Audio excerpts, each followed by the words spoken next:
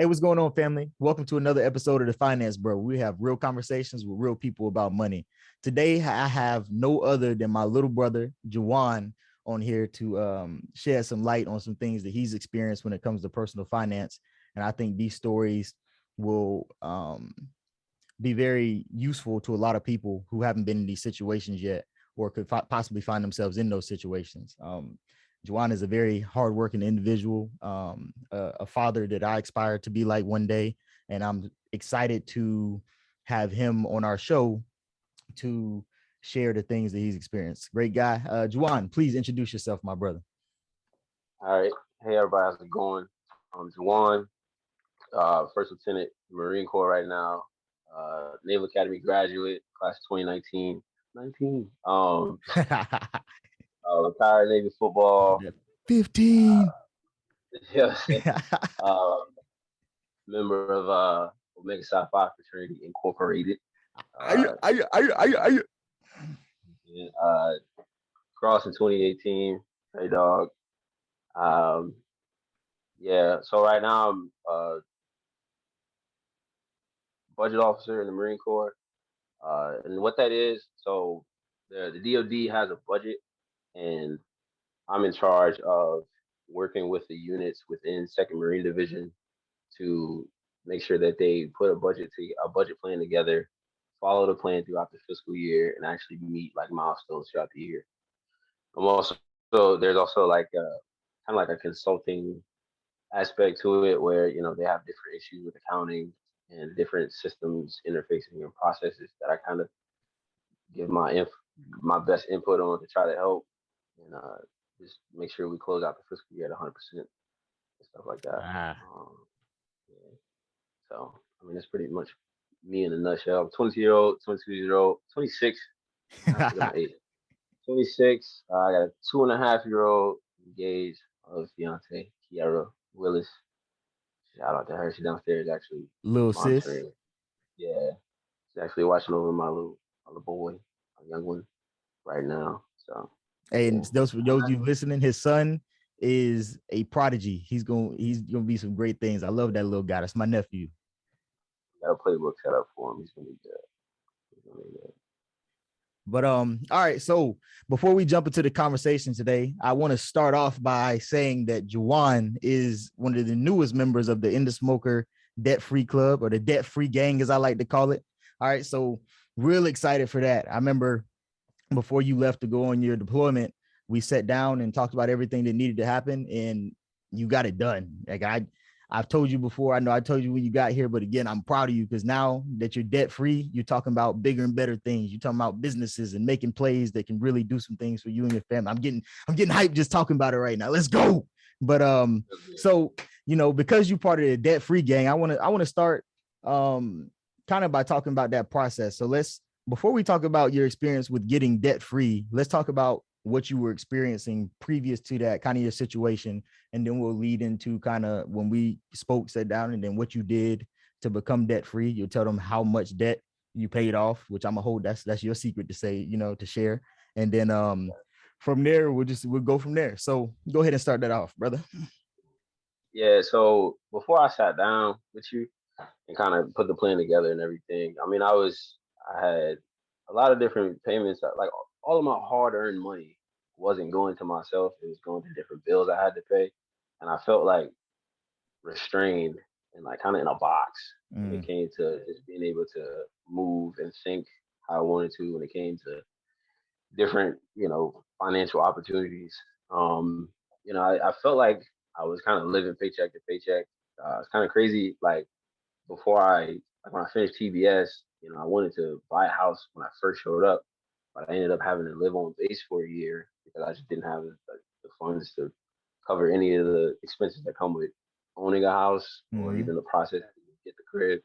So I was really, it was not a dark time, but I was really down because I was kind of discouraged because it was a plan that I had in place already as far as things I wanted to do, but I was stuck in a cycle of freaking making all these payments and trying to get everything in a good spot that I just couldn't get what I wanted to get done. And I Mm-hmm. felt like I was in a box and stuck. So I felt like the deployment time was kind of a perfect time to get together and try to set it up because it was just me and my issues that I had to deal with out there. Yeah. So Deployment is yeah, I tell people deployment is a good and a bad time, right? Because it's great because you have so many moments of solitude that you have nothing to do but think. And because you yeah, think, you get a lot of time to figure things out that you wouldn't necessarily have the time to even attempt to address in the normal world. So it's good in that aspect. yeah, yeah. That's true, man. I was like, it was before I got there. I didn't really know what to expect, but once I was there, like I didn't realize how much free time I really had. I would finish work, I go work out, and then I just kind of sit in my room. Like, all right, well, what now? And Yeah. when you have a lot of time, and you getting money, like with nothing to do with it, you run into a lot of you know poor decisions. Yeah. But we mitigated that. So We did. We did. So I know before you deployed, like so here's something I'll share with the listeners. So anytime one of my young boys checks into the area and they move here and get stationed, at Camp Lejeune, me and my line brother Trust sit down with them and basically tell them what they're going to do. Um, we don't make it an option for them because when you give someone the option, they feel like they can't do it. And when we know it's going to make them better, we make it to where it's a demand and not an ask. That way we know it gets done. So him, his LB is here, the other one's coming, like they all own a home, and we're all getting their finances correct and teaching them how to think bigger, because that's another thing too, is no one's teaching people to think bigger. So anytime they get around us, we're always talking bigger picture, bigger plans. What can we do? How do we move as a unit? And that's been pretty phenomenal to be building that out here, because more people are hearing about it and catching on, and we're building a nice little unit out here. But I go out and now that to say, because of that mentality, and with me starting this company, I knew that I had a skill that I wanted to make sure that all the people I cared about that looked up to me were putting themselves in good positions. We had spoke about, Jajuan's finances before and told him, hey, when you're ready, let's sit down. Well, he didn't take that lightly. He actually said, hey, bro, before I leave, let's sit down. And we sat down, and came up with a plan. So you can talk about that experience too. yeah. So right before I left, I felt like I could make it happen at the time.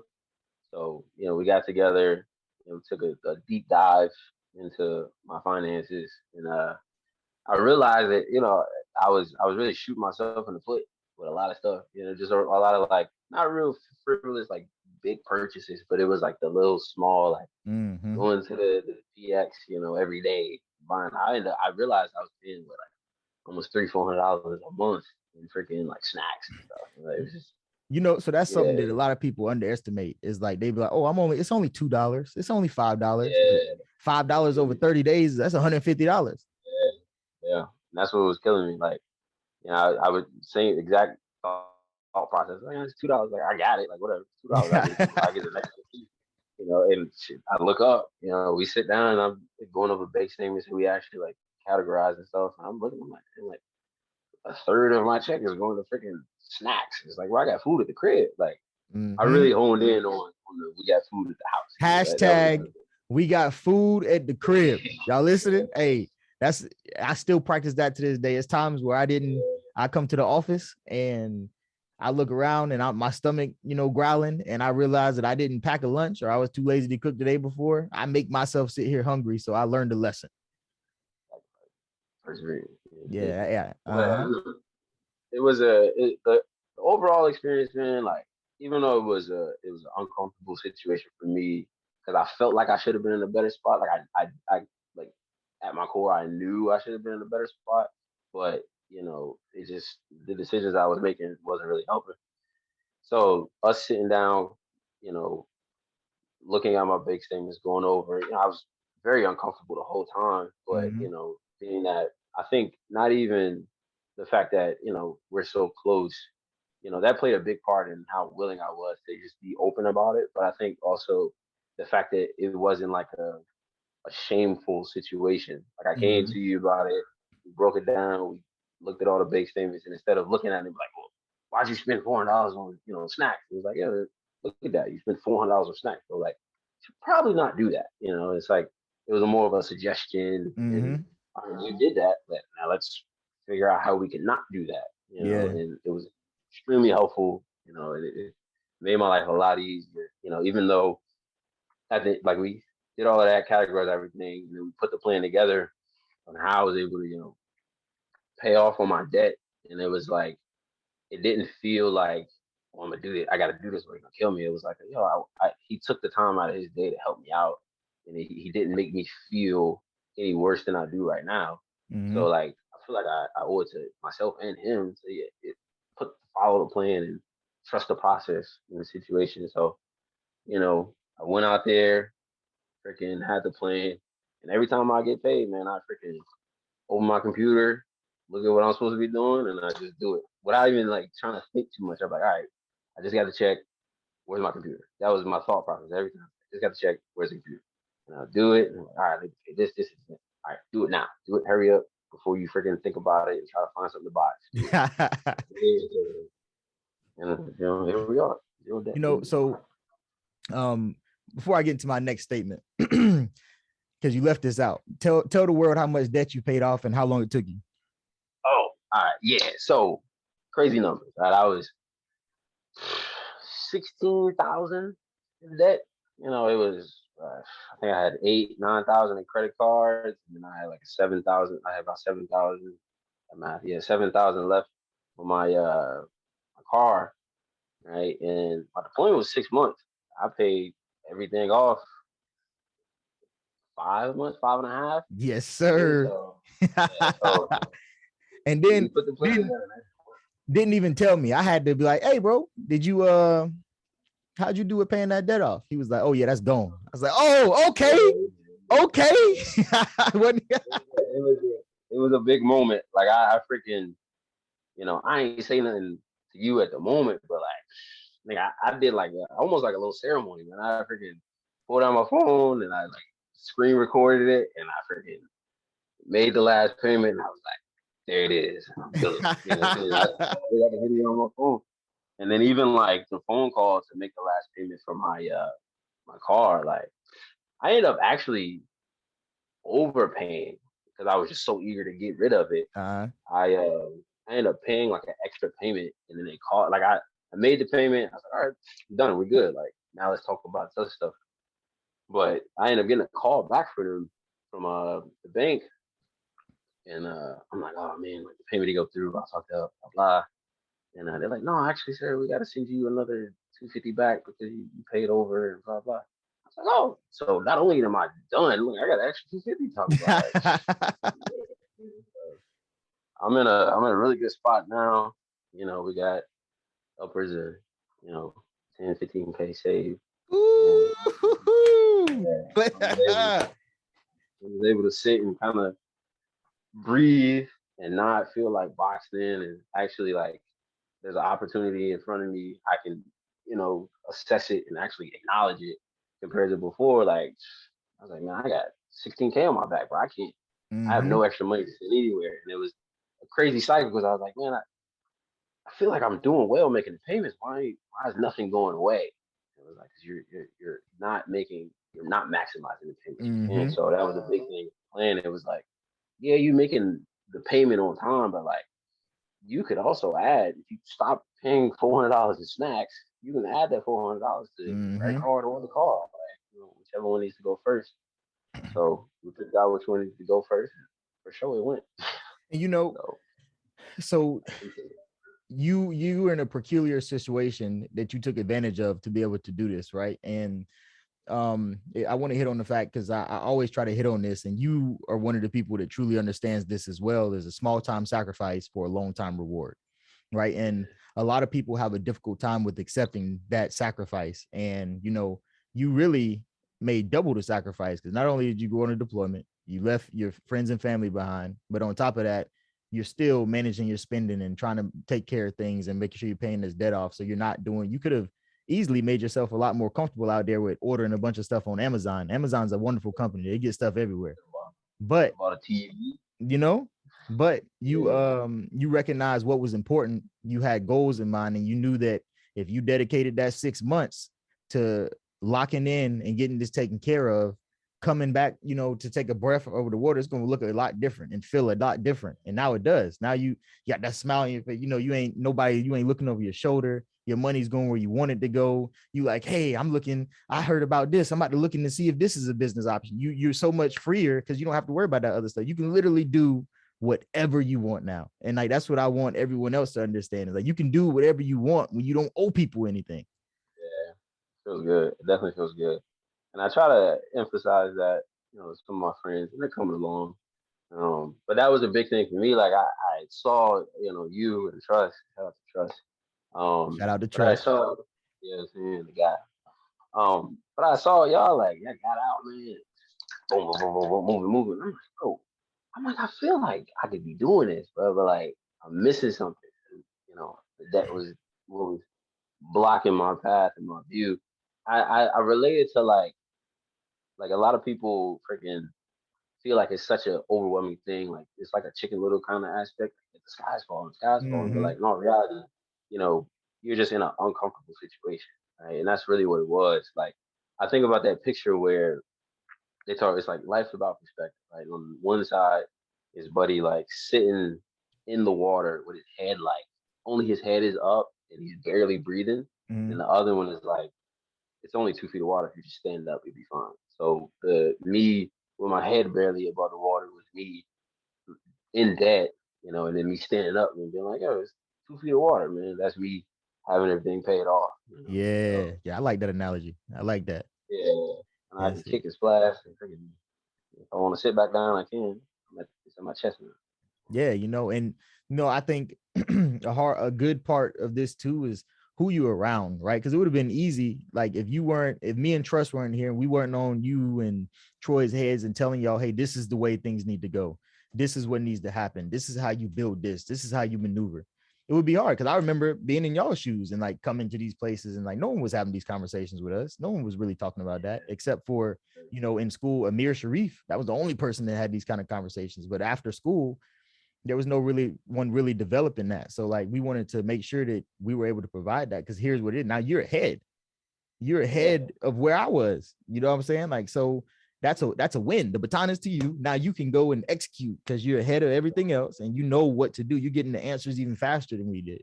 And yeah, now what are you going to build? Now you can talk about what JJ's going to have and feel comfortable about it. You know that now instead of leaving JJ and anyone else in your family a pile of debt. Now you could talk about, hey, I'm going to leave these assets to my family. And along with that, I got to have this knowledge now because not only did someone tell me it, I did it, experienced it, lived it, breathed it, felt it. I can really describe to them what it's going to take to do these things. And that really makes a difference.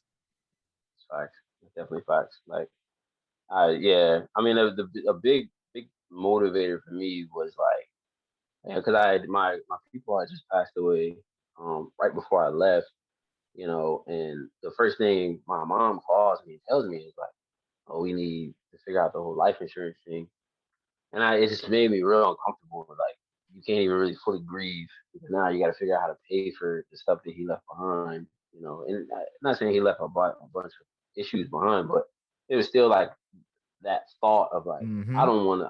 I want everybody to when I'm gone, it's not a matter of like I gotta do this, I gotta do that. It's like, yo, he's gone, but he's he's past better place now. But instead of us having to pay, 110,000 or whatever, now we can take notes and look at what he left behind and manage it the way we should and make sure it keeps going on for generations to come.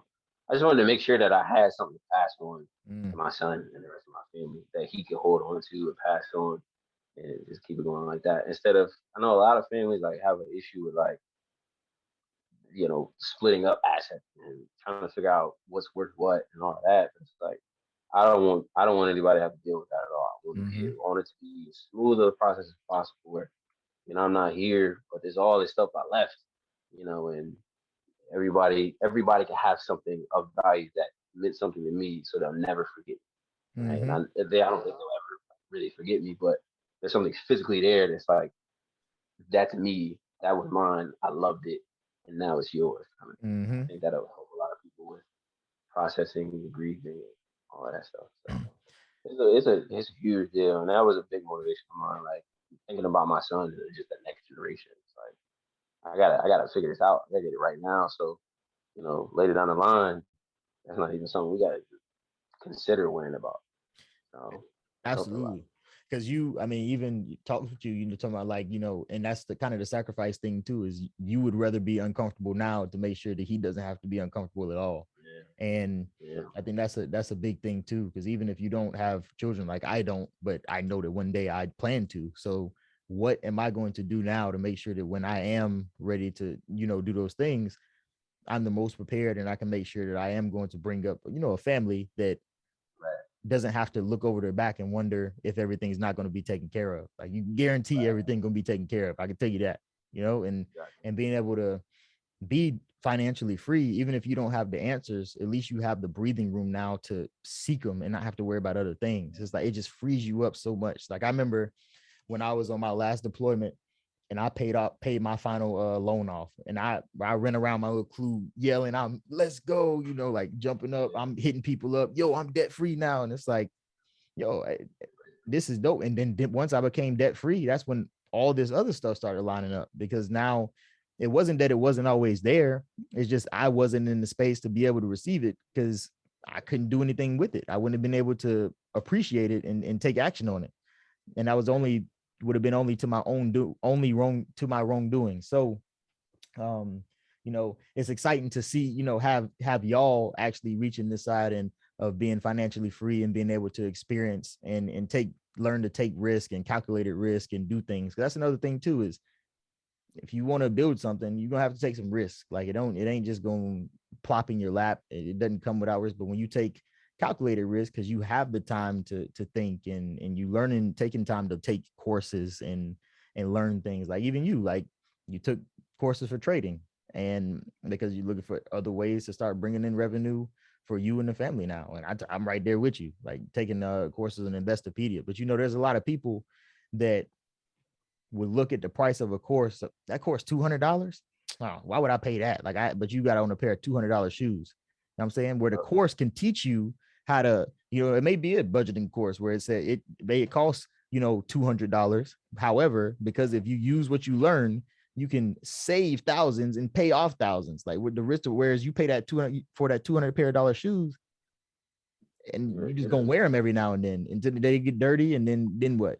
So it's like, Another pair. you know what I'm saying? Like it makes so much sense to me that sometimes I feel like I'm crazy, because I have some people where I have to literally argue and bully them into taking their finances seriously. And I was like, yo, you need to care about this, because I see people who are in their 40s and 50s and didn't worry about these things, and now they're 30 years behind where they should have been, because now they're trying to play catch up. And it's sad, but like people can take care of those things now, but everybody thinks that, oh, I live in it now and take care of it later. Yeah, all right, well, that time you wait, and that's just going to be a deeper hole you got to dig yourself out of. It gets rough real quick. Definitely does. Definitely does. Definitely does. I mean, my friend, I told so I paid off everything, and I think the first person I might have told, I didn't even tell. I don't think the first. That's crazy. I was talking to my friend Tiana, like my best friend from high school. I told her, I was like, "Y'all paid off 15K 5 months." She's like, "What? How'd you do that? Who you talking to?" Blah blah. I said, "Oh, my bro Eric, like that's my financial advisor, actually." Yeah. You know, I was like, "Yeah, we put a plan with him. It worked out, and now she's on your line, and working Yeah. with you and trying to figure And it out. she, and even that, like, it's a like it goes. So when you spoke earlier about how you didn't feel like you were being judged, or that it was like I was making you feel bad about your situation, and I've noticed that that's a thing that unfortunately a lot of people do worry about when it comes to like being vulnerable about your personal finances, because most people don't want to admit that they need help with it, right? But once you like realize that you have somebody that it is going to do that, like you notice, because she came, and now because of she has the guidance that she obtained from talking with me, it's like she realizes that something that seemed like it was this daunting task that would be the most difficult thing ever, and she's like, yo, I can do this 8 months. Oh, that's Yeah, easy. I'm locked in. I'll holler at you on the other side of this, bro. And I'm like, cool. See you in 8 months. You know what I'm saying? And it's like, but before it seemed like, oh, I ain't gonna never be able to get rid of this. And it's like, no, actually, you do have enough money. If you do this, this, and this, take this, put this here, get rid of that. Now look how much this is. Now, boom, you put this here. Now let's look at the timeline for paying these things off. And it's like, wow, but so many people try to underplay it as like, oh, it's just personal, it's just your money. Bro, if it was that simple, everybody would do it. Exactly. Very true. Yeah, man. Like, I think what helped me a lot is actually like having a kid and realizing that it takes a village to really raise a child, man. Like it takes a lot of people engaged and like really bought in on bringing him up. And like a big thing, a big way that you have to, foster that environment is you have to, humble yourself and like actually ask for help, open your mouth. And when people always tell me all the time, man, like closed mouth don't get fed, right? Nobody knows what you need until you say something, right? And it's like, sometimes people feel like you have to, it's like a transactional thing where it's like, oh, well, if I ask them to help me with that, then they might ask me to do this for them. And I can't do that. So, I'm gonna just try to figure it out on my own. It's like, yo, a lot of people are literally chomping at the bit for you to ask them just for help, right? And you just have to realize that, you just got to realize that, you know, you're not the first, you're going to be the last, right? This situation can be a lot worse than what it is. And, don't let the moment you're in right now cause you to just let yourself fall into a deeper hole. Like there's a level of humility you have to have because it is an uncomfortable situation. It is opening your freaking big statements and like Yeah. looking at them. It's definitely like, hey man, I don't look at this. Like I know I was spending money on stuff I should have been, and now you gotta look at it in the face and like take that accountability on yourself Ooh. and actually buy into the process. And I feel like having my son help me with that because it was like, yo, there was so much I didn't know about fatherhood or just being a dad. It was like, yo, I don't know what I'm doing. So first thing I did was call the first, real good father figure that I knew. And we sat and chalked it up and freaking I realized I was thinking the same kind of process like him. I'm probably bothering him, asking for help. He has his kids, like he's busy, blah blah. And it's like, yo, I called him. I'm like, man, I'm actually scared, bro. I don't know what I'm doing. He was like, yo, man, like, I've it's all right, bro. Like you'll be all right. Just take care of this. Don't worry about that. This matters. That matters. This is kind of important. That's not that important. And going through that process and realizing like all I gotta do is ask for help.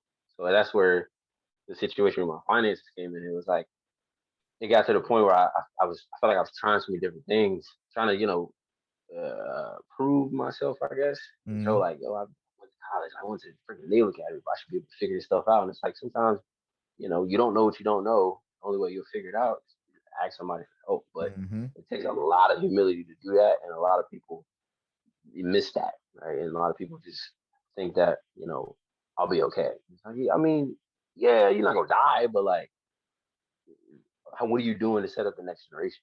If that's what you really want to do, like, how are you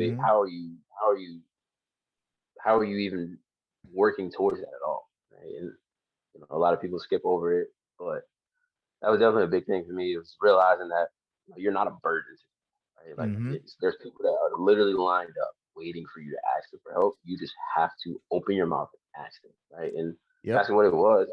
I asked you, I was like, yo, bro, let's sit down. He's like, all right, bet tomorrow. Come to the office. Like, oh, shit, Yeah. like, and that's what people don't realize it could be like, yo, you say, oh, yes, come now, bro. Like I've been waiting for you to ask. That's the other thing is like people don't understand there are tons of people asking for help, but typically we're not going to come to you saying, hey, do you want help? It's going to, because when you come and ask for the help, that shows that you cared enough about it that you needed to go out of your comfort zone to seek it from someone else. And because you've taken that step, it shows them that there's more buy-in. And if I know that you have financial issues and I keep coming to you saying, hey bro, let's sit down. Let's look at your stuff. And you're like, okay, cool. Like in it, 2 months go by, 3 months go by. Why would I even do that? Because that happens a lot. I've seen that a lot. And it's like, cool. But then I'm gonna save that for the ones with you. And you be like, bro, I don't pride. All right. I got a mission. Hey, can you help me with this? Bro, you're gonna get, yes, what are you doing right now? And I wish more people would utilize that, because there's two pieces to it. Because then you spoke about both of them. One is asking for help, but then two is once that person gives you their time and sits down and develops this plan for you, whatever it may be to help you out, whether it's teaching you things you can do is starting off with fatherhood, or if it's your finances, or someone's teaching you about investing, or someone's teaching you how to, speak better or communicate better with the people you care about, right? Like you have to be able to not only get the information, but you also have to actually go do the things that they taught you. Because if somebody sits there and they spend an hour, 2-3 hours there teaching you something, and you like, all right, cool, good to go, and they ask you how it's going 2 months later, and you like, you haven't started, what are you saying to them? Yeah. You it sounded good to you, but you weren't serious, right? And it's like Mm-hmm. now you've lost a chance to, Mm-hmm. get that help. And because now, right, at first it wasn't a burden, right? But now it's like, yo, I did this for 2 hours already, right? Mm-hmm. So how do I know you come back to me again? You haven't done anything from the first plan. How can I trust that you're gonna do this again? And now it's like, all right, man. I guess I'll take the time out of my day to help. But it's like I already did it once, man. What are we doing? Like you're wasting both of our time, right? Yep. It's like until people realize like it's a accountability thing, but it's also like it's more than just putting the plan in place. Like if you don't action it, then it's a dream, it's a hope, Mm-hmm. it's a wish. You know, Mm-hmm. the worst thing you can do is sit around hoping for stuff. You gotta put your hope foot down. hope don't pay the bills. That's what I always Don't say. Hope don't pay the bills. hope don't pay it. Having 16K in debt don't pay it either. So Yeah, so having a child young, right? Shout out to my nephew. Um, how did that how did that affect your finances? Like, because I'm sure there were a lot of things that you had to adjust and account for newly. So like how, and I know for someone who wasn't necessarily knowing what that was going to like encompass, how was that experience for you? Like adjusting to the new expenses. it was it was a lot, right? Initially, like before he actually got here, I would sit freaking up. And she'd be asleep, man. I was up for hours thinking, like, man, I gotta pay for it. I gotta buy a crib. I gotta buy a changing table. I gotta buy freaking strollers, car seats, clothes, diapers, formula. Like, what if she can't freaking produce milk when she breastfeeding, which actually happens? Um, just trying to counter all of that into the equation, and then looking at what I actually have available to do that stressed me out tremendously, right? And it was like, Oof. bro, it was so much stuff. Like then he got here, and it was like the first thing you have to buy is the car seat, right? Because they're not gonna let you Mm, leave if you don't have a car seat, right? Well, I can't carry him out of the damn hospital, so I got to get the stroller too. I got to get the stroller and the car seat together. That's gonna run you 180, $200.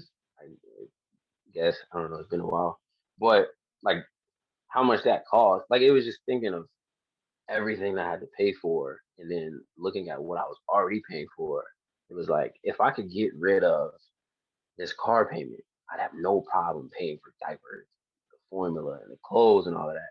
But it was like I can't get rid of this right now, but I also can't leave him out to dry. So how am I going to figure this out?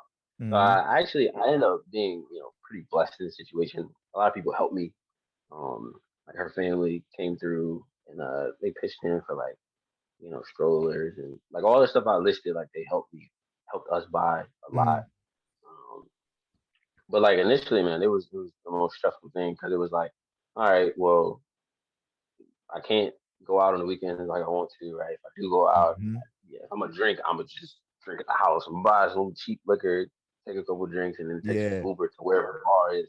So I know I don't spend any money. Like I had to do stuff like I would leave my debit card. Like I was at TBS while she was pregnant, so I would leave my debit card with her just to ensure that I didn't like how I said I bought all them snacks at first. Mm-hmm. Like I would make sure I didn't like, oh, I need this breakfast, this snack before we go to the field. Like I would make sure I didn't do that, so we would be able to have the bread to actually pay for all the stuff we needed, the essential stuff we needed for him.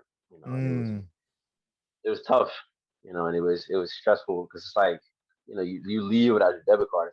what if I run out of gas? Like, Yeah, you figure yeah. out little stuff like that. It's like now I'm putting myself in a crazy dilemma. But I did that, and then like just I had to reach out and ask for a lot of help. Which I have a great community helping me, so that was good. But like I can just imagine like not having any of that and Mm-hmm. still trying to figure it all out. Like I would always say, man, I would go into we go to Sam's Club to buy his diapers, and I would like see the price of the diapers. I'm like, I gotta get them. But I would be walking, I'd be like, yo, I totally understand how somebody would feel like they're pushed to the point where they need to like rob a bank to Yeah, take care of their kid. It's like, yeah. yo, you get to the point, it's like, yo, one thing I cannot do is allow him to not be good. So by Mm-hmm. any means, I'm willing to go kind of thing. So, leaving my debit card at the house, freaking not driving sometimes. Like I have people come get me, so I don't have to worry about paying for gas. Um, I think I wore the same like uniform boots for like the first year he was born. I can't even afford to buy new boots. It was a lot of like things I would have paid for to help me in different aspects that I kind of put on the back burner to make sure that everything's taken care of for him. So I had to put in, I replace, my going out to eat with, that's diaper money now, or I would replace like sometimes like gas money was the sacrifice, and that would be the formula I would buy for the month kind of thing. Um, and then you don't realize how hungry babies are, so you end up buying two, three things of freaking formula. So and then, but then, like, even me trying to make those sacrifices, there was always the thought, like, yo, I pray nothing happens to her or to the car or at the house because it'll just be what it is because I don't have the bread to cover that stuff. So it was a real Mm. stressful situation.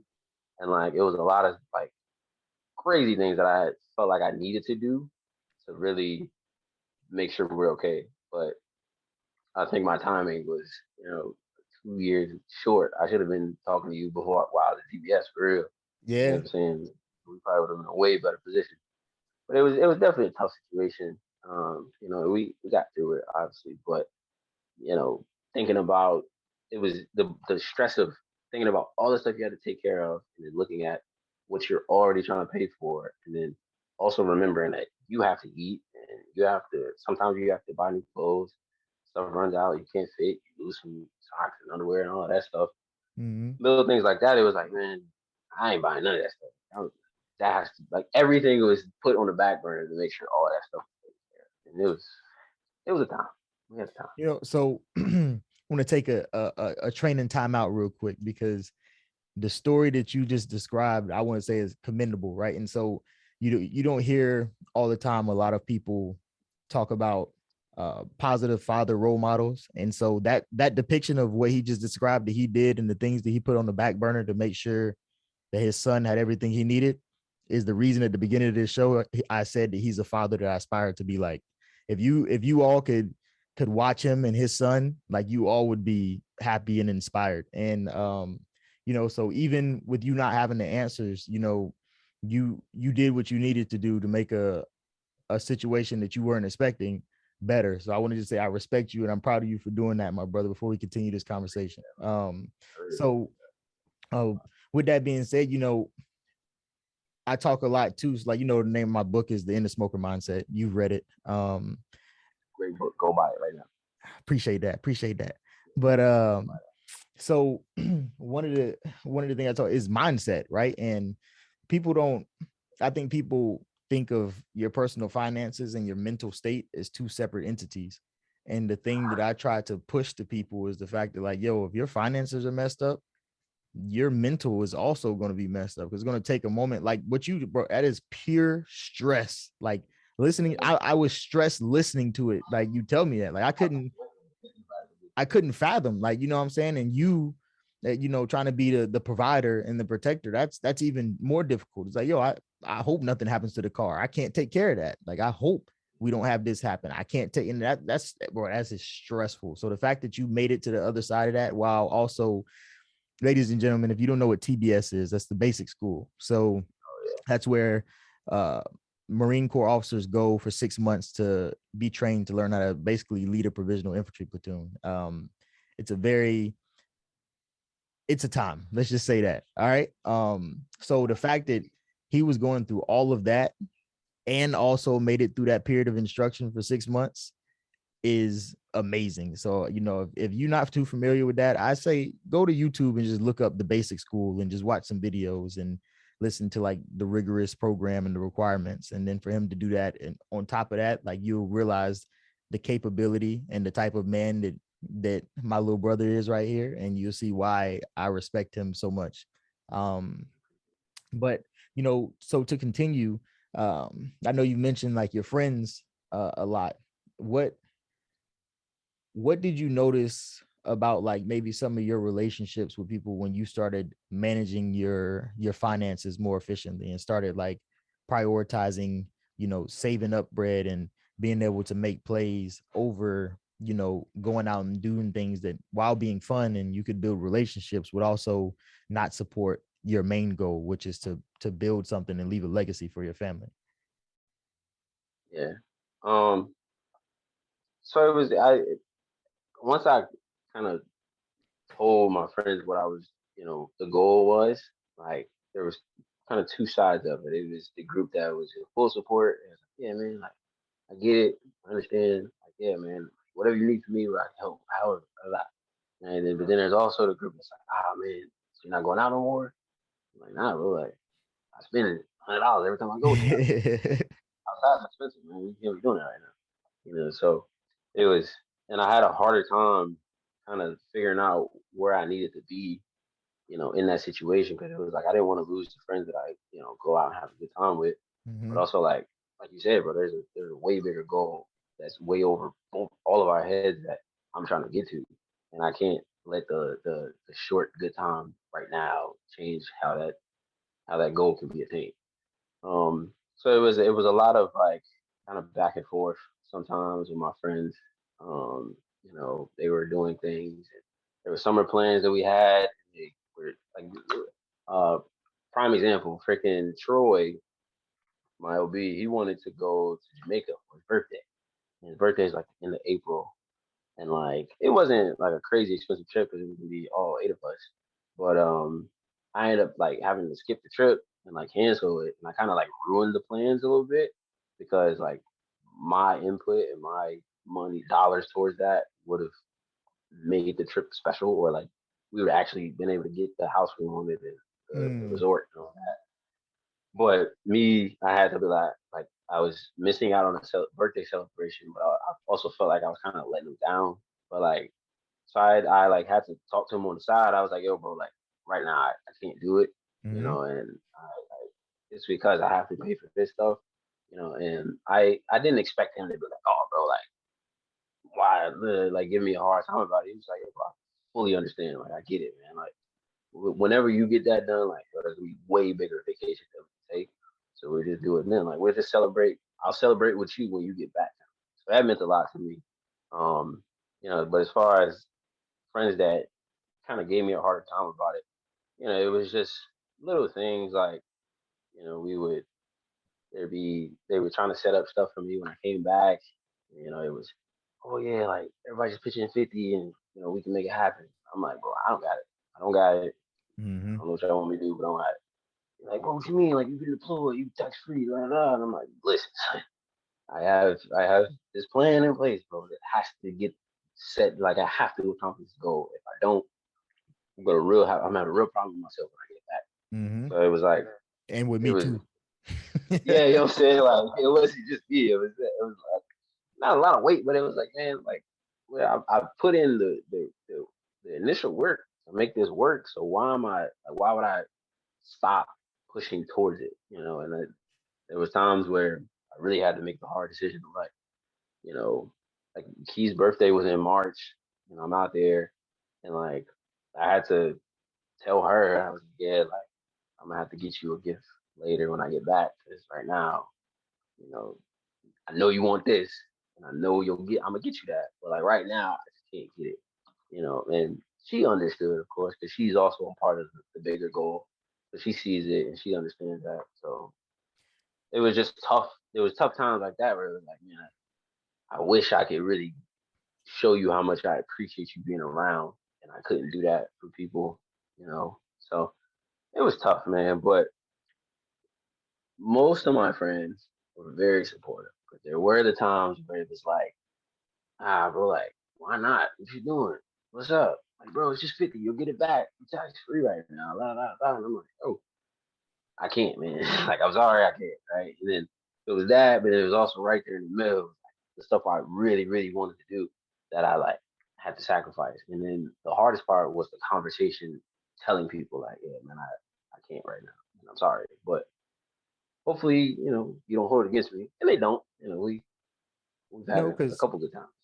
because it's for a good reason, right? And I think a lot of people overlook that fact, but also there's a lot of people that have difficulty standing on goals that they set for themselves, and they easily allow people to affect their emotions, and then they make a decision that they know goes directly against the plans and goals that they've set for themselves. So um were you always like able to say no, or is that something, a skill that you had to hone? Because I know for me, that's something that I had to work on. Because if somebody asked me to do Yeah, something, I was, yep, I got you, it didn't matter what. If you ask for time, I've given out a lot of money, and it's just because I want to help people. But exactly. I had to learn to be like, nah, like I can't do that. I can't. So how So was that for you? it was, yeah, it was hard. I it was definitely a learned ability. I had to really practice it. And I feel like me paying off the debt and actually sticking to the plan was probably one of my like biggest challenges for myself, like in my period of living, because it was like, there's gonna be a lot of sacrifices and there's gonna be a lot of stuff you're gonna have to say no to, and you just have to be able to stand on your one and actually say no. Mm-hmm. And it was it took me a couple tries. Like, initially it was like, oh, bro, like, you got 50, like, tomorrow real quick. And I'm like, yeah. But then once I started to realize that the snowball wasn't getting smaller at the rate I wanted it to, you know, I would still try to find a way. Like, it kind of, it was a growth. It went from, all right, yeah, bro, I got 50, I got you. Right. And not worry about getting it back to, all right, yeah, I got 50 right now, but I'm going to need that back on Friday, kind of Mm-hmm. thing. And then it went from that. Yeah, and I had like a couple situations where I didn't get it back on Friday, and I didn't like how that felt. So then it went to, all right, yeah, I just don't have the 50 to give you, bro. Like, Mm. and that it took, you know, I would say my first month there, it was it was a lot of, yeah, yeah, I got you. And then like the second and third month, it was like, all right, but let me get that back. And then like when it was kind of crunch time where I could see the difference and I could see like the light at the end of the tunnel, I was like, I don't got it. Stop asking me. Get out of my face. Like, I'm sorry, but no, not right now. I really don't have it. But I think you could use this to go get it, kind of thing. So it was definitely a learned ability that I had to practice a lot, because I'm always, people would um we'd go out to eat out there a lot, and it was like our deployee was going out to eat, whatever. But yeah, so we would go out and like experience the town and stuff, Public and it was a relations. lot of, yeah, yeah, right, building public relations, building faith in the community. But it was a lot of times where going, even being out there, I'm like, yo, I really want to do this cool stuff. Like, I want to do this, I want to do that, but it's like, yo, my I can't right now. Snowball is freaking still too big, and that it was it took it was cold when I first got there. So it wasn't that hard. But when it started to warm up and feel better, it was like, oh, let's go do this, let's go do that. And I'm like, yeah, let's go do that. And then I was like, how much that cost? And they were like, yeah, it's about this much. I'm like, I can't do that. It's not, it don't fit in the plan, right? Like Mm-hmm. with the budget, I think what helped me a lot was I was able, with the plan we put in place, there was still money there for me to, if I wanted to go out to eat, or Mm-hmm. if I wanted to, buy some food, or, you know, make buy something for Key or my son. Like, there was money there to do that. So it was like, now it was a matter of me deciding on that piece of money. Like, do I really want to use it for that, or should I wait to do something else? And it was like, maybe I could just wait, and then later on, when this is all said and done, that bread can be used for something way bigger than what we initially planned to do. So Mm. that was definitely a big thing, and that helped a lot. But it was definitely tough. It was definitely tough, because I've always been on go. Like, I move so much. Mm-hmm. My fiance, she be like, "Yo, you need to sit down." I just like to have a good time, you How know. But how much easier did it make you doing this process, knowing that even though she may not have liked some of the sacrifices that you decided to make, that you had her support? How helpful was that? man, it's huge. It probably was the biggest factor in the whole thing because like it's doing new stuff or like challenging yourself is always hard, but like having somebody behind you that is very supportive and can push you and like even remind you like, hey, did you make this payment? Hey, did you pay that off? Hey, you haven't sent no money to savings. Like, what you doing? And like having that, constant like reminder and push and drive was like, yo, she gets it. So now it's not only I'm doing it for me, I'm doing it for you for helping me set up the plan, but I'm also doing it for her because she's invested in it just as much as I am. I don't want to disappoint her because Mm-hmm. now it's like now I gotta explain that. It's like Yeah. Who want to oh, have that conversation? I don't want to talk about it. It's like, well, what did you spend it on? I'm like, I bought some shoes. Like, but you still have $200 left in this card. Yeah, should have went to the card. The kind of conversations I didn't want to have. But it was definitely huge. Like, kind of, showing her a plan, letting her know like this is what I got to do right now. She's like, all right, let's get it. I know, That's dope. in a couple months. What I'm saying? I know in a couple months, like we'll be all right. We'll be in a way better spot than we want to be. So let's get it. She also likes purses, so she saw, oh, if he has more money, he can buy me purses. So it was a little, yeah. She had her own motivation. I don't hold it against her. Everybody likes him. So, Hey, I ain't mad. Whatever leads us to this point we at today, you know? you know what I'm saying? That was huge, man. Because I couldn't imagine like having to hear freaking bicker. Why can't you give me this?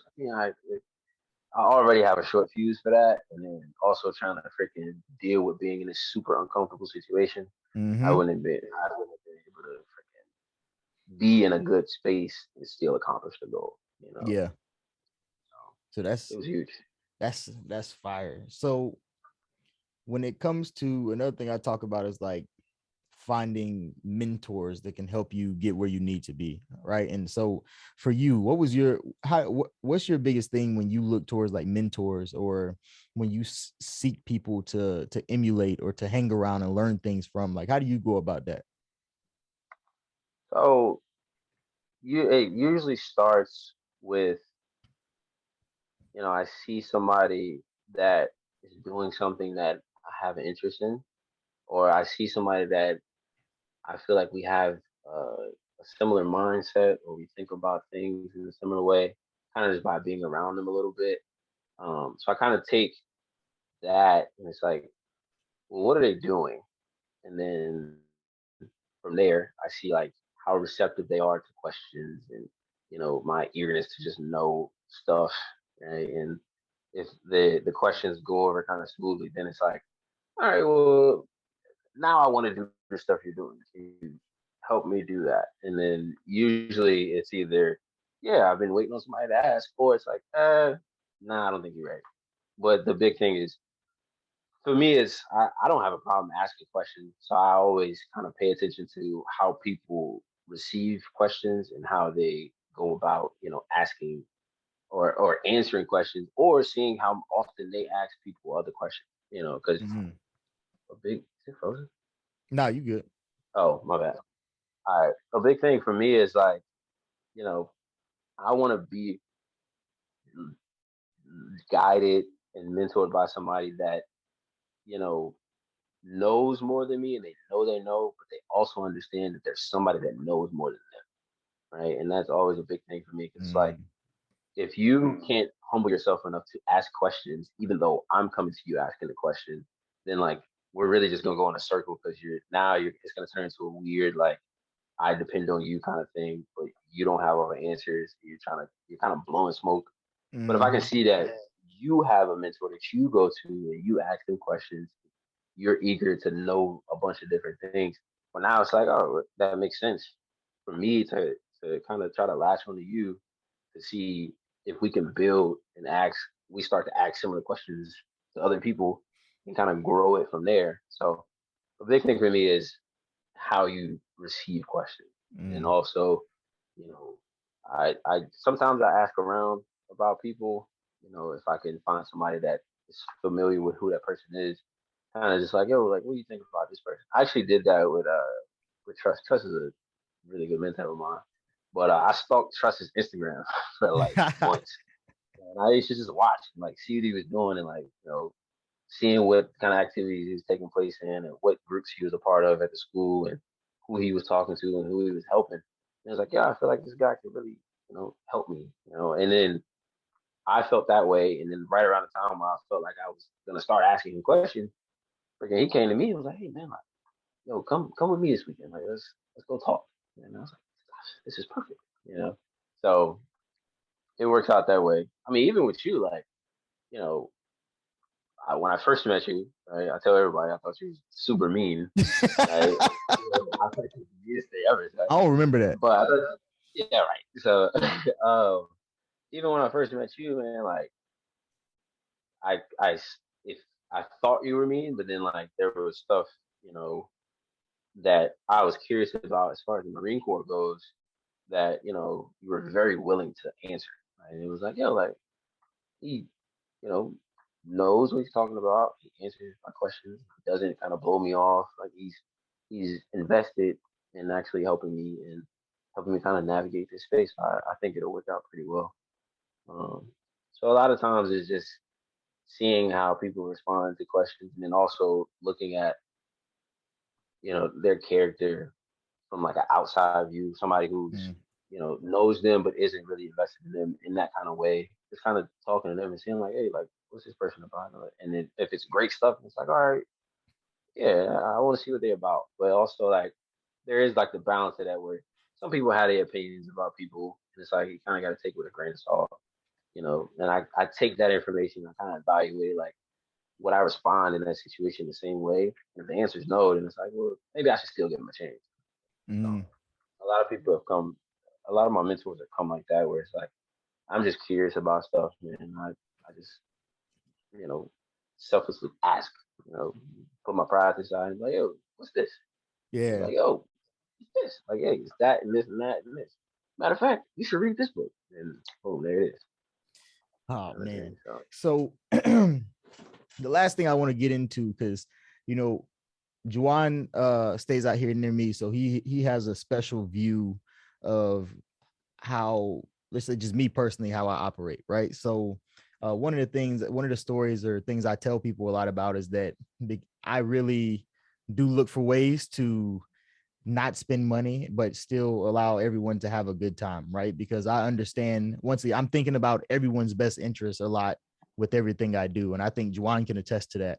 I don't make decisions just for myself. So out here, one of the things that I try to do is like on the weekends, like instead of everyone going out to bars and clubs and to brunch at restaurants, is we do it at my house. You know, if everyone wants to have a brunch Sunday, like we do brunch at the house. You know, on the weekend, we want to, instead of going out to get a seafood bowl, we'll do it at the house. And like everyone puts in money in a pot, but everybody shows up now, instead of everyone spending $120, in one outing, everyone spent 12, and we had yeah. way more fun. You know what I'm saying? So can you speak to your experience of that, just to let the people know that when I tell this story, I'm telling the truth? Oh, yeah. It's 100% fact. Matter of fact, I have a very specific moment. Around this time last year, we did a massive seafood boil, right? And then we came up with the idea. It was like, yo, everybody wanted seafood. Like, yo, we should get some seafood, man. And we're like looking at restaurants, like, yeah, okay, that costs too much. That costs too much. And then it was like, it was already a given that we were gonna do it at your house. But it was like we could just get the food and bring it back, so we don't gotta worry about cooking it. But then we kind of sat for a second. It was like, yo, why don't we just go buy 10 pounds of damn crab and boil it at the crib? You had the stuff. So we did that. Everybody put in, I think, like what, maybe $30, and it, it was what, 8, 10 of us, and Mm-hmm. $30. And also, us knowing people situation. We ended up having. There's a picture of us. We have. It's like 6 or 7 of us lined up on a table, and it's like one of those real long folded tables. and it's covered in seafood. It was the best seafood bowl I've had in a very long time. It was just like I paid $30 to eat 5 pounds of seafood right now. Like Right. this is crazy. You know what I'm saying? Even like that. There's just been so many times where it'd be Friday night. I'm like, yeah, what we gonna do? It's like, well, we go to Eric's house. We at least gonna have a good time to eat. So And we come eat. over. Yeah, we come over and freaking, you know, everybody would put in for bottles. We safely drink, Yeah. and then like, oh, what everybody want to eat? Like, let's do chicken today. We put in bread. We go to Walmart, freaking grab 2, 3 things of chicken thighs and legs, and Yep. grill it up. Throw some music on, and got a party now. Yeah. So And that happened a lot. it's pretty dope because I think one of the me and I talk about it a lot because it's something I actually really like doing is like curating that environment. And um because we have those events at the house where everyone could be comfortable, like everyone's, actually interacting, that no one's stuck at one end of the table away from other people. We've been able to like people don't realize the memories that you can create and like how you can foster better relationships in those environments because you're doing the same things you wanted to do, but one, you're saving bread and you're in a spot where everyone can interact with each other more. So you get to build memories. Like some of these pictures and videos we have of you playing with JJ, you would never have if we were instead spending that time at a club or a bar or, you know, some of the recipes I've been able to create is like, oh, I got gang coming over. Like, yo, I gotta get in my bag today. What am I gonna create to make everybody be like, yo, what's this? And it's like, everybody eating it, like everybody's gonna remember that rib they ate, or that piece of chicken, or that pasta. Oh yeah, come on now. And I'm gonna say this on the online now. There's not too many people out here messing with my ribs. If you want to see me, at me at in the smoker, and we can set up a date to put our smoker side by side and see what's good. But that's that's one of the benefits that people don't think about either when it comes to these things. Wow, well, I don't want to have people come over here, got to clean up, or I'd rather go out. I want to, but it's like, yo, you can do the same things and have actually a lot more fun in that environment. Like no one has to worry about where they're driving. Everyone has a place to sleep if they need it. Even everyone's kids be running around. Like JJ's in the midst of the party. He over there, we going to grab him. So he stopped pulling down my curtains. Like, and there's all of that stuff is a great time. And there's no time limit. We ain't got to worry, oh, the place closed at 2. Nah, the place closed when we go to sleep, It's very true. Yeah, that's happening a lot. I scroll through my phone all the time, like trying to post stuff on Instagram that I thought was funny. I thought it was a good time, and it's always if you look at a lot of the videos, I'm like, oh, that was lit. I remember that night. If you look in the background, you could tell we was at your house. It's like it's dope the experience, man. It's dope that like you put yourself in a position to curate that environment for people. I thought it was like the dopest thing because it ain't much to do in Jacksonville, right? So that was a Mm-hmm. big concern when we first got it. It's like, probably gonna be pretty boring, But he was like, yo, let's come to the crib. He's like, all right, like, we just come to your house. Like, we at our house, but all right, we'll just come over. And we got a house, like yeah, you're like at home too. We're like, all right, so we'll pull up, and it ends up being a great night every time, And I don't know, man. I appreciate that a lot because, like, sometimes, like you said, people think about it too much and feel like their house got to be set up this way or it got to be this clean or, you know, I gotta granted, have I am a these clean lights. freak, but that's a different conversation. Yeah, right. But But but yeah. it's like you are clean, but like at the same time, like people, feel like, or they just like, I don't feel like it. But it's like, yo, there hasn't been many times where I've been like, yo, bro, what y'all doing? Like, yeah, let me pull up. Or there hasn't been many times where you've been like, yo, nah, I don't feel like it today. It's always like, yeah, I mean, I can come through. Like, Yeah, I ain't doing pull up. much. Yeah, we can. If Yeah, we all bored, why be bored separately when we can be bored together? That's the way I look at it. Like, you're not doing nothing, I'm not doing anything. Well, let's not do anything together, and typically we end up doing something because we're together. that's true. And then also, like, you when you think about how much it costs to actually go out and have a good time, it's like, I don't feel like doing nothing. Right? But then you get the call and you're like, Eric's like, yo, man, Eric wants to come to the crib. All right, cool. Like, he wants to grab something on the way. And we all like put our resources together and ended up saving a lot more money if we went out and freaking uh, at the club, trying to buy a bottle and it's $300. We got 3 bottles at the crib. We, barely paid, $40 each for the bottles and the food.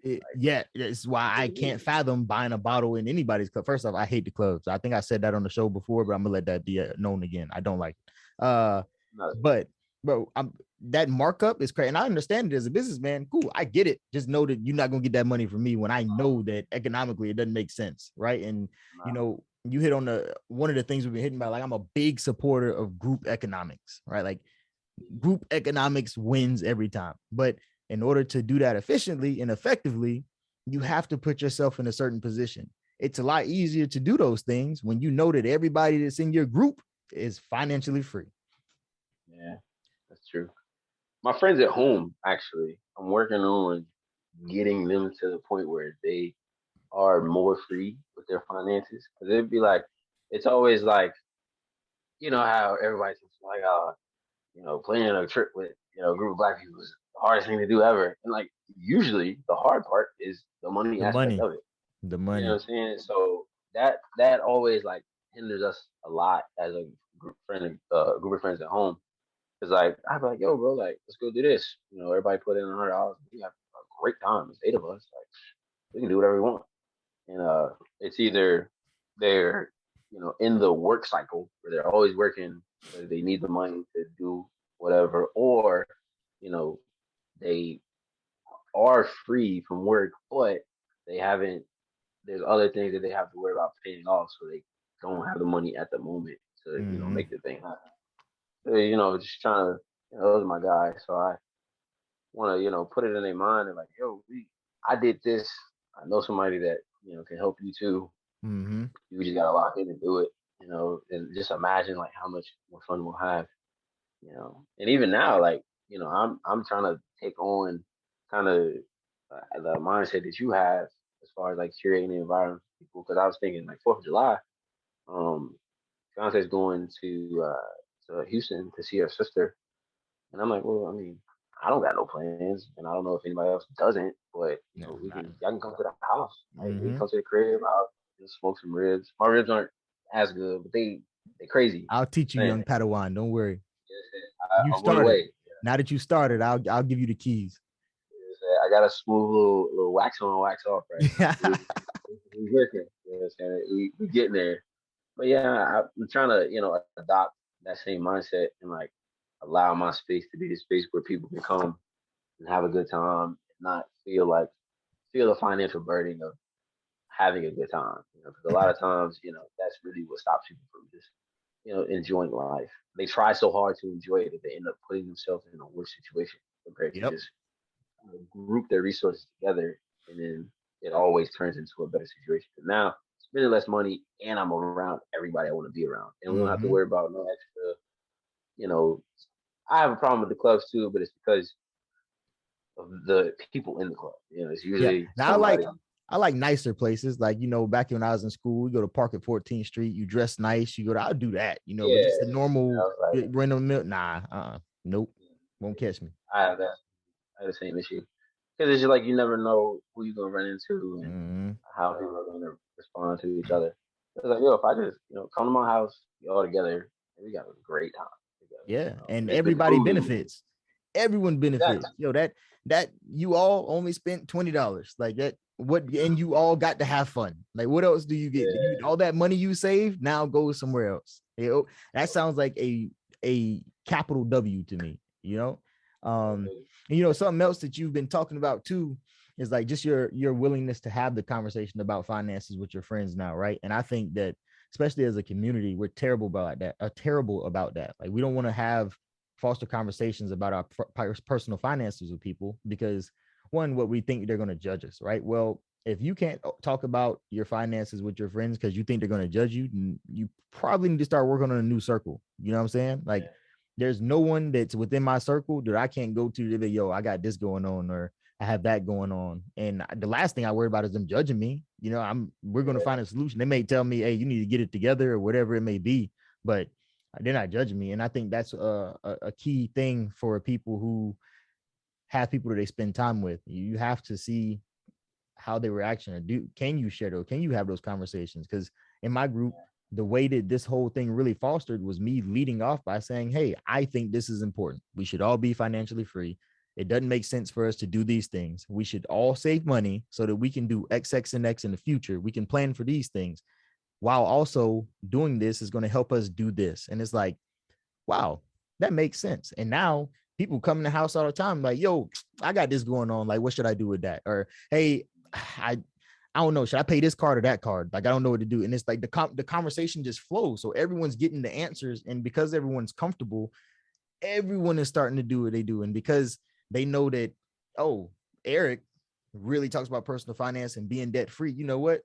We should all do this. And like everyone's motivated to do it. And now people are calling investing and doing this and doing that. People getting houses and buying Airbnbs, and they're excited about this. It's just like, and I just sit back a lot of times. Me and Trust sit back and we just watch, and we're like, bro, wow, this is great. Like, yo, just from us going through the pain to figure out the things we need to figure out, and watching you guys not only ask and receive the information, but take it and run through every wall that's been in front of you, bro. I get so excited just watching it, because it's like, yo, this is what life is about. Like, these are the things, and like we're fostering a group of young killers that, yo, the next 20 years, like we will all together have, a couple $100 million of assets together. And why? Because we took the steps to do this stuff now. Everyone agreed that these things were important, and we all agree with what's important in the long term, in the future.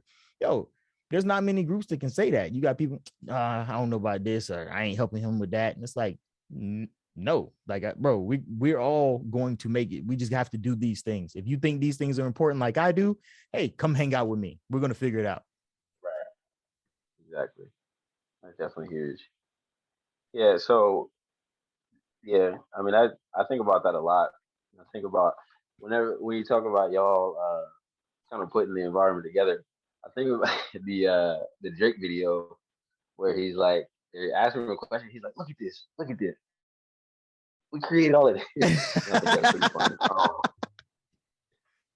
But nah, man, I agree heavily, man, because like, there's no reason that you have the resource around you and you don't try to utilize it to the best of your ability and benefit.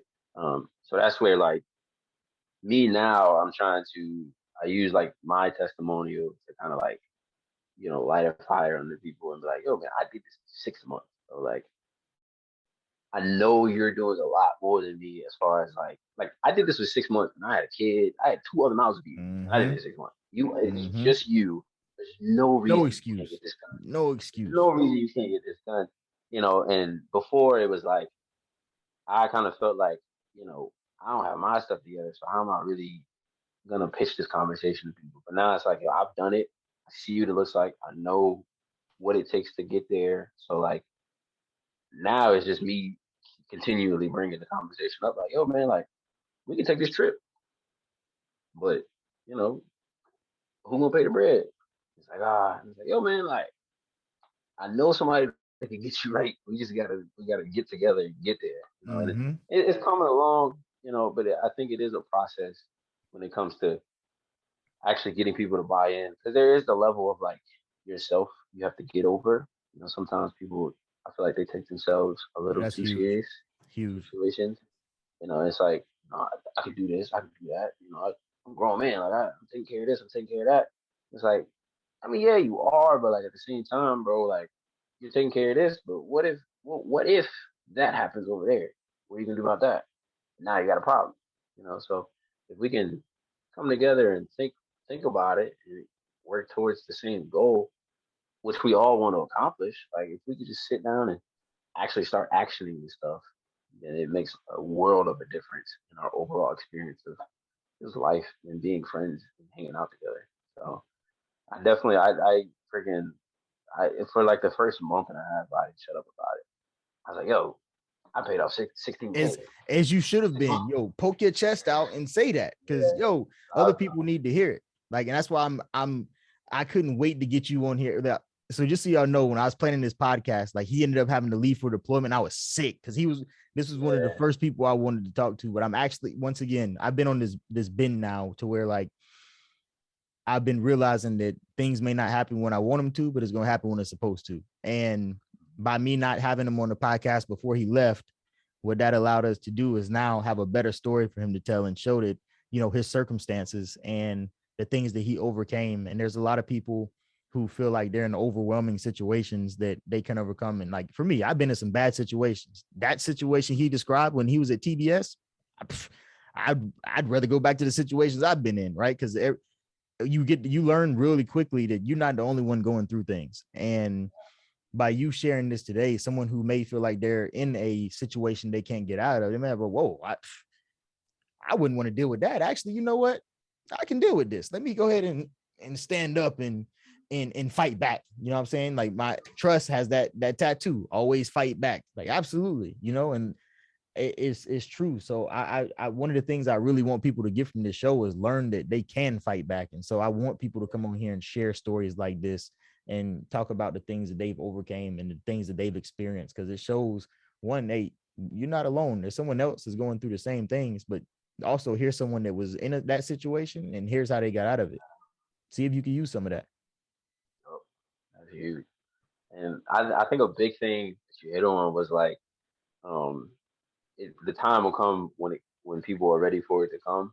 You know, I think that's a big thing with with being the person that is trying to curate the environment and like bring people along, show people. A lot of times, you know, it takes conversations like this, it takes episodes like this for somebody to just hear like, yo, I did this and I had this going on, and then now they're like, oh, I don't got half that stuff going on. Just like you said, man, Yep. like I don't have half that stuff going on, and I'm, you know, why can't I do that? Mm-hmm. So I appreciate you, you know, letting me be here to kind of give my piece to it. And I just really hope, you know, this kind of inspires somebody, whether it be one person or 10, inspire somebody to come along, you know, and just ask for the help, you know, because the first thing, like I said earlier, people, man, closed mouths don't get fed. So Mm-hmm. the sooner you ask, the better off you'll be in the long run. It's a fact. Uh, It's a fact. so it took me a second, but you know, I opened my mouth, I put my pride aside, humbled myself, asked for the help, and it And worked how old are out. you? So 26. 26, debt free, and has his whole life ahead of him. That could be you too. All you got to do is get your finances in order, become debt free, you know, tap in within the smoker if you need to, and let's move this train forward. All right. The more people we get debt free, the more we could talk about more group economics and doing more gangster stuff. Like we got, you know, 10, 15, 20 people buying apartment complexes, and we're not having to worry about who has the bread for what or who's going to pay this because everybody's in the same situation. Oh, bro, let me stop. We're not even going to get into this conversation today. But before we wrap this up, you know, do you have anything that you want to leave the audience with today? Like if you want to just leave them with some gems, some knowledge before we get off here, like if you want to wrap this up to one final thing, what would that be? Good question. Um, I would say the biggest thing, man, is, you know, it's gonna be an uncomfortable situation, right? But you just gotta remind yourself that you're not the first person, and you're definitely not gonna be the last person. You know, this is just your time in that space, and as long as you know, stand up and actually put an effort forward to fight back, then you'll come out on top. You know, and if you can just take a second to put your pride to the side and not take yourself as serious as you was, as far as like feeling like you can get everything done. You know, if you can take that time to just take a second and actually ask somebody, you'll be surprised who's willing to help and how much they'll actually help you. And you'll thank yourself in the long run for the situation. So I definitely want people to just take a second to, you know, really evaluate how they go about their finances. You know, how comfortable are they? And even if they are uncomfortable, you know, that's fine. You know, Eric's not somebody who's gonna make you more uncomfortable. If anything, he's gonna ease your mind and make it a way better process than you could have ever imagined. So, you know, just take a second, you know, humble yourself, think about it, consider what you want to get done in life, and just make the decision to ask the question. Because Mm. he's ready and willing to go. You just got to be willing to ask. Yes, I sir. think that I appreciate these these gems, and I appreciate your time today. I really, really thoroughly enjoyed this conversation. I'm glad that you finally got a chance to share your win on the big stage, because I'm proud. Like I tell you, I've been proud. When he got back and I asked, I said, yo, he had been back for like what, a day and a half maybe. And I was like, yeah, yo, you debt free? He's like, oh yeah, like I grabbed him, hugged him. I'm like, yo, let's go. Now we can talk about, big boy stuff. We passed that now. Ain't no more debt. We debt free gang. So once again, just want to tell you in the world, I'm proud of you. And now we got bigger and better things coming. Now for my end, uh for those of you listening to the show, I want to thank you. Please like, comment, and subscribe on whatever source you're listening on, be it YouTube or Amazon, Apple, Spotify, Google Podcasts. But please let us know what you think about the episodes. And if there's something you would like to hear or some people talk about, let me know too, because I can definitely start getting that stuff in the lineup as well, so that you guys are hearing some things that you would like to hear. Now, as far as the company, so In the Smoker Financial Coaching, I have a book, The In the Smoker Mindset. You can find that on Amazon. It goes into the mindset that keeps people from being financially free. And it also talks about the mindset that you can adopt in order to become financially free. I also have a budgeting course that you guys can get. So you can see the link on my website, www.inthesmoker.com. The tab courses will take you to that link. Also, if you go to my Instagram, which is @inthesmoker, you can go in my bio and in my link tree. There's a link to it, and you can also go to Facebook @inthesmoker.